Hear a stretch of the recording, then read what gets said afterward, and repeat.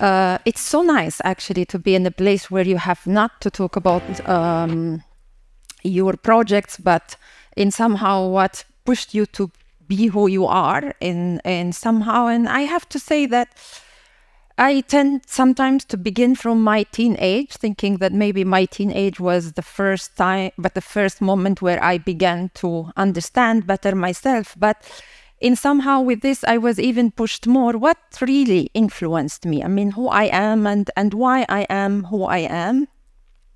And then somehow I think that maybe the first thing through my childhood is that I have two parents that loves each other. And I think this has been absolutely something that I carried with me all the time. I sort of was born in Palestine, in a place under occupation, under colonialism, and under a very harsh situation in the outdoor. But my parents, through their love, managed to create a house that felt very much home. And I think that I carried this with me all the time, and I think I am in somehow the result of two loving parents to begin with. So I really need to acknowledge that, because it's also a lot of time people says, but how come you can be optimistic in your practice, right? I mean, and somehow working for a very long time in Palestine and still be able to be optimistic, I think still be surrounded by people that love me, love each other. And actually, I also happen to love my husband and work with him. So, and somehow I would like to say that love is a major part of our practice. Indeed, DAAR means home. And I do believe that in some way, this has been a little bit the foundation. So speaking about love as foundation, I think maybe the second real influence in my life, where I began to understand myself as a knowledge producer, or as someone that understands that my mind is mine and not of someone else, was during the first Intifada. And at that time, I was 13 years old. And during the first Intifada, I mean, the first Intifada is one of these moments where we decided as Palestinians that we want to fight with stones. Even if we have nothing, we are people that still wants to have our independence, and stones is the way. And actually, I come from a city called Beit Sahour, which is south of Bethlehem. And it's very famous for what was called the White Intifada. And during that period, we decided we do not want to pay taxes anymore to our colonizers. We do not want, we throw away our ID cards. And we decided that the way forward is to self-organize ourselves and to actually prove to ourselves first and then to the rest of the world that we can do it alone. We are not dependent on our colonizers. And actually, I was really 13 years old when this happened. And in some way, we were put immediately under curfew. And in somehow also during the first Intifada, Israelis decided to close schools and universities because they felt that these are so dangerous spaces for self-organization. And at 14 years old, I found it myself witnessing both my parents, my grandparents, my neighbors, all people around me realizing schools are closed. So what we do? And in few days, only few days, we mapped, and I say we because I was part of it at 14 years old. I was part of creating a school in my neighborhood.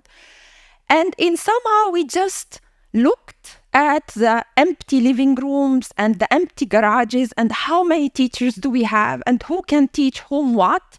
And in somehow this lasted for years for me. And we were studying by being forbidden to do so. So from hating schools and thinking schools is not a great place where to go, into understanding that I am risking because I am acquiring knowledge, right? And suddenly knowledge becomes something else. I understood that all what I have is to understand how to free my mind, because I become a valuable person the moment that I free my mind, that my body can still be occupied by my colonizers, but I have the right, the possibility to free my own mind. And in that sense, this has been another extremely important moment for me of understanding that adaptability is the way. You know, I saw from nothing a neighborhood that actually we even mapped every single small land that is empty and began to plant it. We managed to produce our own food. We managed to produce our own knowledge. And in some way, in the most important years of my life, I lived this experience where I was part of my, even with scarcity, I was able to reproduce together with people that are around me a collective life. And indeed, in that sense, collectivity haunted me since then. I understood that if we are a lot of people, we can do a lot. We don't need that much, but the moment that we understand that we are power and energy by being together, this is all what we need. And I think that all the practice of DAAR has been founded on that kind of collectivity. And in some way, I sort of finished that period of the first Intifada, and it's there what I would like actually to tell you, and in some way the way I will organize my talk I have 20 minutes, so I would stop wherever I will end, because it's a very long story, and somehow I think that I have been influenced by so many things and so many people, so I accept the fact I have 20 minutes. I will interrupt when these 20 minutes are ending, but because I choose only to show one image, which is an image of alienation. I mean, in my arrival to Sweden, I don't know if I will arrive with you where I arrived to Sweden, but I think that this was a turning point in my life. And being in Stockholm, I decided actually to show this. I know that this might not be an alienating image for many of you, but definitely when I arrived, I felt that I have to deal with my alienation. And here I would bring you back to maybe the moment I began to deal with the non-belonging. Because if I already said, I was part of this very rich experience, even under the Israeli occupations, with a very loving house and a neighborhood that managed to organize itself, then I found myself moving to Italy to study architecture, and actually with this aim to go study architecture, come back home and civilize my community. Right? And in that sense, with this pretentious that if you will study modern architecture, you will come back and bypass all the knowledge that influenced me of how adaptability, creating from scarcity, being able to sustain yourself. This was all put aside in my education in Italy, and all what I thought I have to do is to learn modern architecture, go back to Palestine and civilize my backwards community, right? So, and I dealt with that. In some way, I think this has been a process that, I speak about it this way while I was in Italy, I was not conscious of what I was doing. I was simply proud of having the chance to have a scholarship to study in Venice architecture. I mean, everybody was envying me within my community. So in some way, I recognized my privilege too, in somehow. But being in Italy, I have to say, I like to tell one story and one woman that maybe she influenced me. I never know what's her name, and indeed, we never talked again. And it was only a small anecdote that happens. And I was in a bus in Rome, and this bus will either take us for 15 minutes more, or we will stop and cross a bridge together. And it was a moment where I left home and I was missing my parents and my grandparents, and as a bit of a sometimes it happens is like I was any old men and women at that time would give me a feeling of being home. So I will always sit nearby elderly people and try as much as I can to get some emotions in a place where I really felt so lonely and so alone for a long time before I met Alessandro. And somehow this woman looked at me and says, "Do you mind crossing the bridge with me?" And I say, yeah, of course. It wasn't yet very dark. So while we were crossing the bridge, at the mid of the bridge, I asked her, "Why would you like me to cross the bridge with you?" And she says, "Because I am afraid." And I say, "From what?" And she says, "From extracomunitari." Extracomunitari are the ones that are from outside of Italy, not Swiss or American outside of Italy, but Palestinians outside of Italy. And I was in the middle of the way, and I really liked this lady. I didn't want to put her in a situation of awkwardness. I mean, I really felt for her. And look at her and says, "But Signora, you are with an extracomunitaria in the middle of the way." And she was looking around her, and all what she managed to tell me, "But you don't look like them." Right? So, and somehow, who are them? And who are we? And where do we belong? And what is it that, and since then, belonging became a very important part of our practice. What does it mean to belong and de-belong? And I have to say that also integration and how architecture can play an important role in thinking integration, because if there is anyone in Europe, I would really say that I would be selected among the 100 people of successful example of integration in Europe and in Italy particularly, because I love Italian food, cook very well Italian food, love an Italian man, have 2 daughters, half Italian daughters, have an Italian passport, miss Italy way more than my husband misses Italy. And yet, I am not Italian. So when they promise me that if I would behave and I will actually accept who they are, behave in the public space, the promise was that I will become Italian. Italian I never became, right?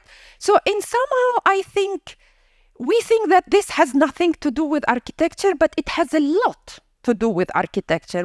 In which way architecture can still be challenging that image of modernity that separate completely public from private, that separate work from life, that separate love from profession, that separate many things one from the other, and that needs always to put you into a box where you can be recognized, right? So in some way, I think that we moved from being in Palestine and in somehow I think I will very slowly come back also after this failure of integration, what's so-called failure of integration, we decided to come back to Palestine. And in somehow, I think that the decision to come back in Palestine was very much based on the fact that we were very anxious and afraid to raise our daughters. I mean, we decided to do it when I became pregnant because we didn't want our daughters to live in one home of one family of me and Alessandro and being loved by only us. We wanted them to be loved by an extended family, extended neighborhood. So this was the reason of why we decided actually to return back home. And in somehow, I lived 13 years in Italy struggling with this belonging and being integrated. And I thought, wow, I'm coming back to Palestine, finally return back home, and there I will belong. Well, I was very much mistaken. This did not happen because I returned back home with an Italian husband after living 13 years in Europe, thinking that I am going to civilize my community. And then, I was faced with the fact that I don't belong. again. So what we did in order for us to belong, we established DAAR.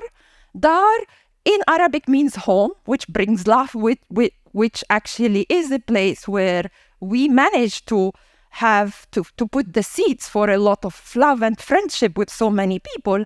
Yet it's in English called Decolonizing Architecture Art and Residency, which actually wants to bring that love, problematizing this whole notion of decolonization, of modernity, of segregation, of integration. We do believe that optimism and harmony is extremely important, but they are possible only and exclusively if we manage to process certain notions of segregation, integration, and other things. So somehow, I think by establishing DAAR, we understood that it's only from our private that we can open up to a public where we can belong to. And the fact that we turn our living room into a place where at that moment, we are speaking about 20 years ago, where words like decolonization were not of a moda like they are today.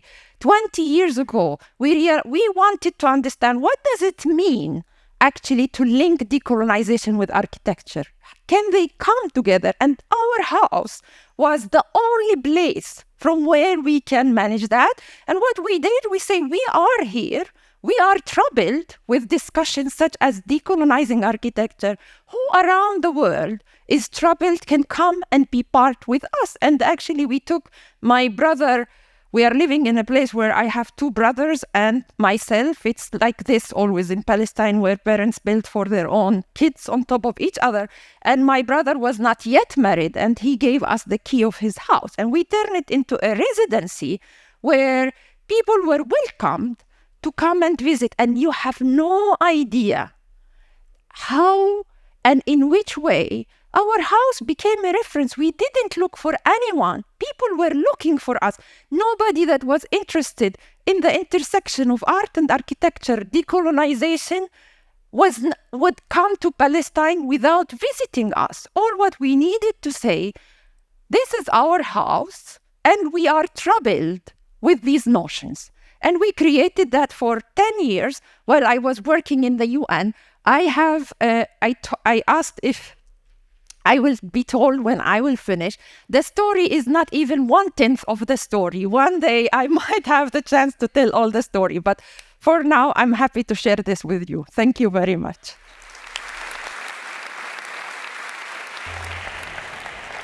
Is there something that you would like to mention about these other pictures that you...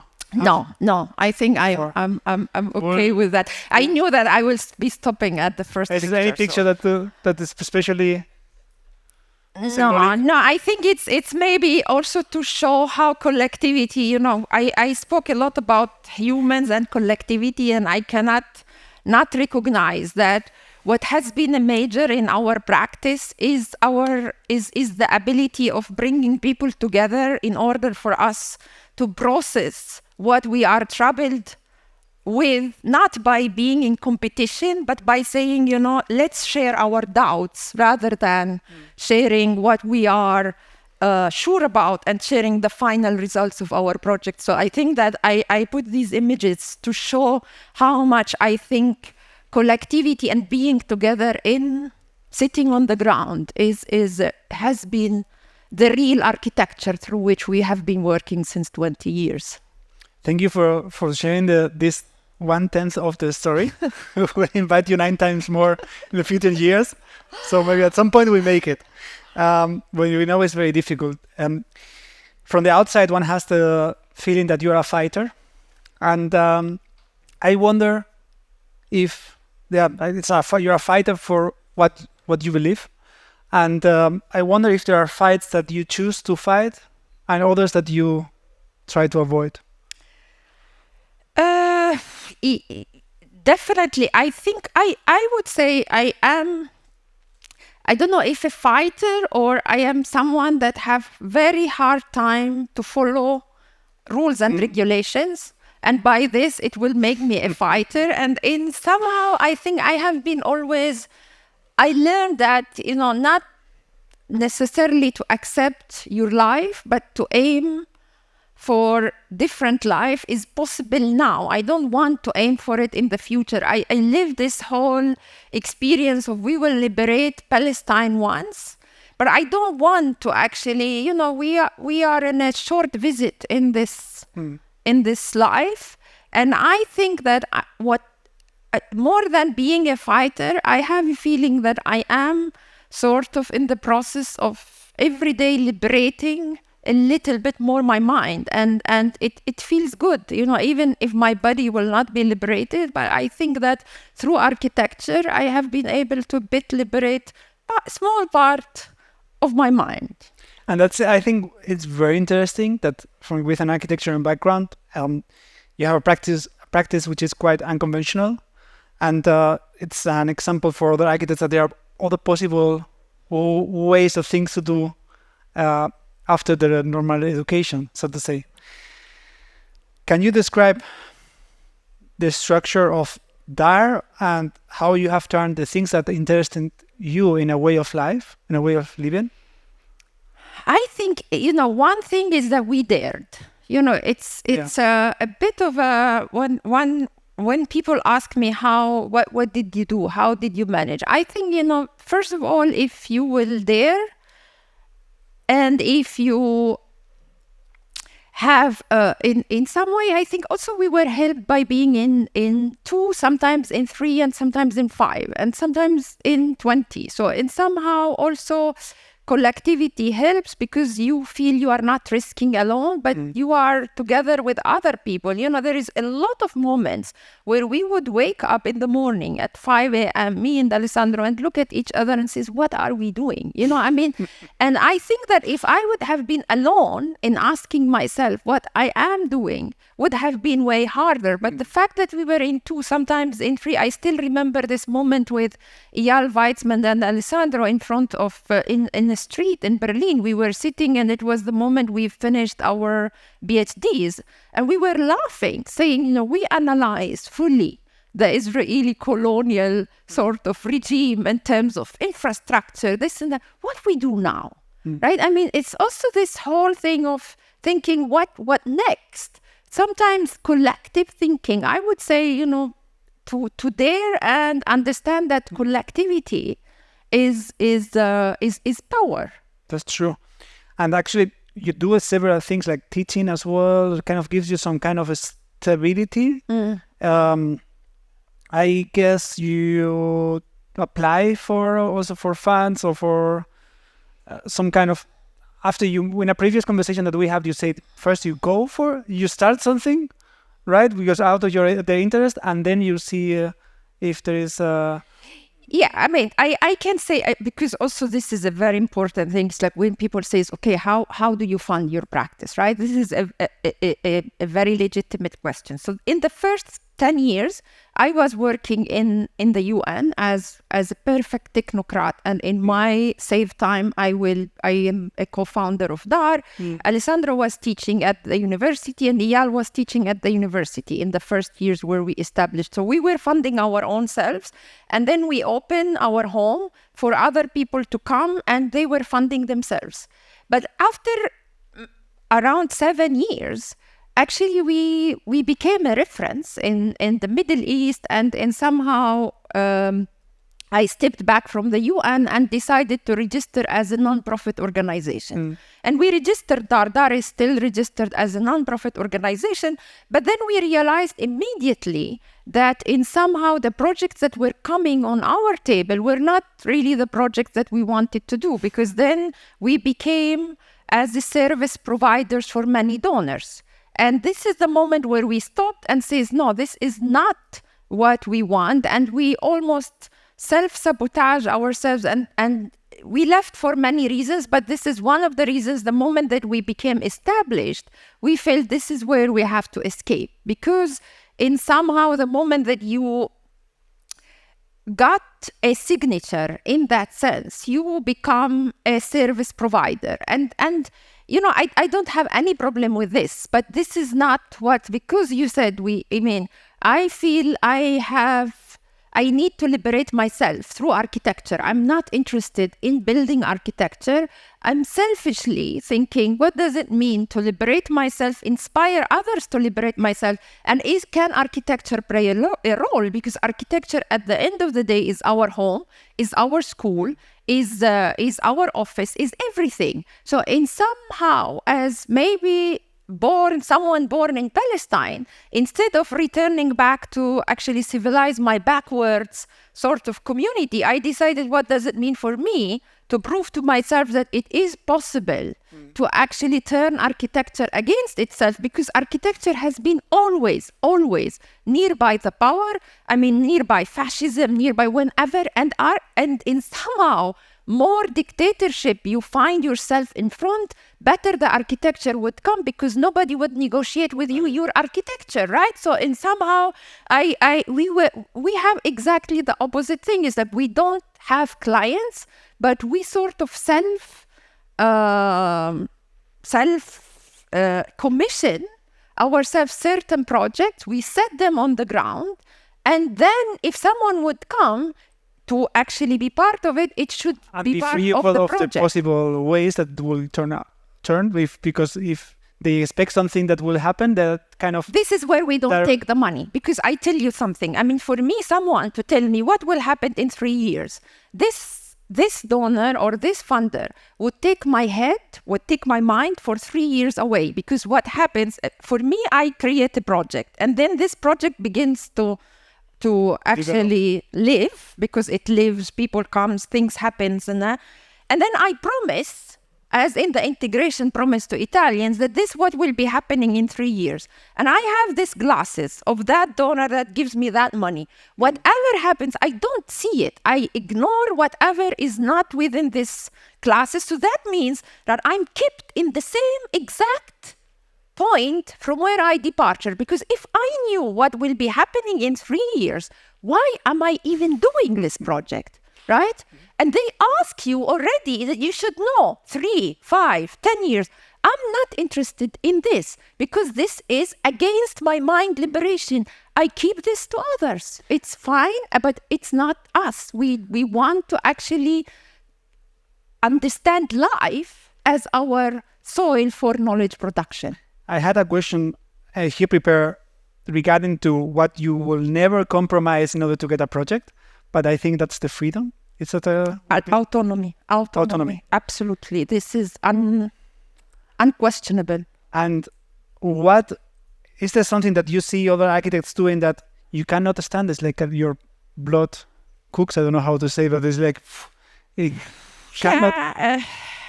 I don't know. Sometimes when we accept to stand nearby the power, accept certain kinds of... maybe I can tell you, I want to be diplomatic about it, because I don't know how to answer this question, but I think, in Italy, we are doing a project in a fascist building, right? And somehow we are questioning that fascist building. And at a certain point, the only reason that people would accept that fascist building, because they say it's beautiful.